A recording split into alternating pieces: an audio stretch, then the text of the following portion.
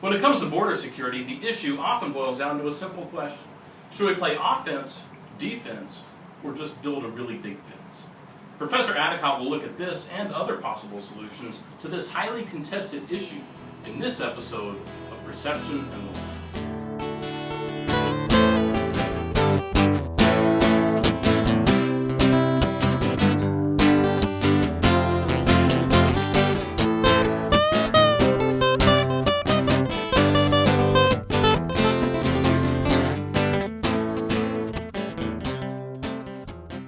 Hi, I'm Professor Jeff Addicott. Today we're going to talk about border security, which includes the discussion of national identity cards and other solutions. One of the issues we are faced with since 9/11 is the issue of border security. Not a new issue, but it's taken on more importance because of the threat of terrorism. We know that we have millions of illegal aliens that have come across our southern border into the United States without authorization. We also know that we have a very long southern border consisting of almost 2,000 miles. We also know that we have a very long northern border with Canada of many thousands of miles. The fear is that a terrorist organization or an individual will cross the border as an illegal alien, if you will, and attack our country, set off some type of a weapon of mass destruction or other device that would kill. So, in the name of border security, we have tried to consolidate many of the ways that we've done business in the past. And of course, one of the things in the wake of 9/11 was to create the Department of Homeland Security, which took a lot of different federal agencies and lumped them under one big umbrella. Now, the border is not secure today. It wasn't secure 10 years ago. It was not secure 20 years ago. The threat of radical Islam coming from the south or coming from the north, if you're pragmatic, you would say that it was come from the north, from the Canadian border. We've seen plots in Quebec. We've seen plots in Toronto by radical Islamic extremists. We had the Millennium Bomber coming across the border in Washington State to attack LAX airport. So most of the known attacks have occurred in Canada or have been individuals that are plotting to come across the Canadian border. Very little by way of the southern border, although we have had members of Al-Shabaab that have crossed from Mexico into the United States. That's a Al-Qaeda-linked terrorist organization from Somalia. We've had members of Hamas, of Hezbollah, that have also been identified as coming across our borders. But we haven't had a direct attack across the border, and we have not secured the border.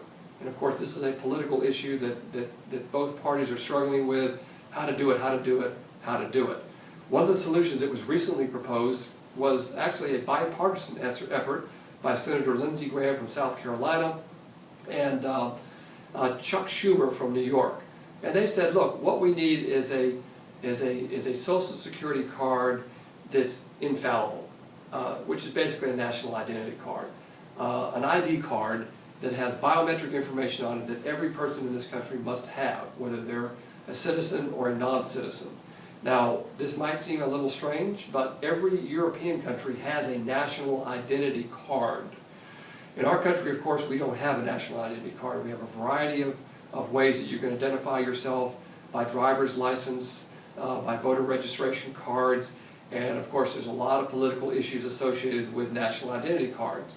But you can be assured, if you're a U.S. citizen, the fear that the government will know about me, they already know about law-abiding U.S. citizens that pay their taxes. A national identity card would mostly target, well, primarily target, or exclusively target those that are here without permission. And with a national identity card, you would require that to engage in business. So employers would require an employee to produce the national identity card so they could determine who they are, what they are, where they are. If we had a national identity card, as Senator Schumer has proposed and Lindsey Graham has proposed, if they were not able to participate in that because they can no longer operate in the shadows, you can anticipate that many individuals would simply not come here in the first place. So that's one solution proposed by members of our government. The bill, of course, never went anywhere.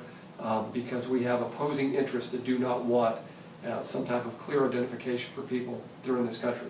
If we have a terrorist attack that's traced to an individual that comes across our border, we will have a national identity card.